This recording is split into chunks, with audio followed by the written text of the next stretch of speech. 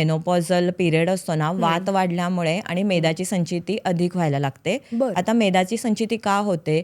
कारण की ना मेनोपॉझल जो पिरियड असतो ना, तेव्हा वात वाढल्यामुळे ना अग्नी असतो तो मंद व्हायला लागतो. आता अग्नी म्हणजेच काय? डायजेस्टिव्ह फायर, बरोबर. जे सगळ्या आजारांचं मूळ आहे.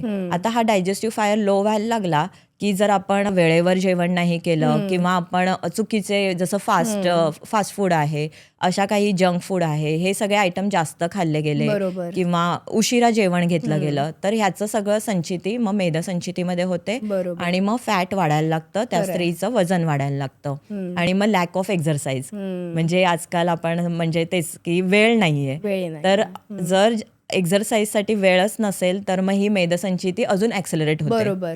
बरोबर. मग त्यांना आपण हा सुद्धा सल्ला देतो की तुम्ही योगा, प्राणायाम, वॉक घेणं हे खूप इम्पॉर्टंट, आणि त्याच्याच जोडीने काही औषधं आहेत त्यांचा उपयोग, आणि मग पंचकर्म.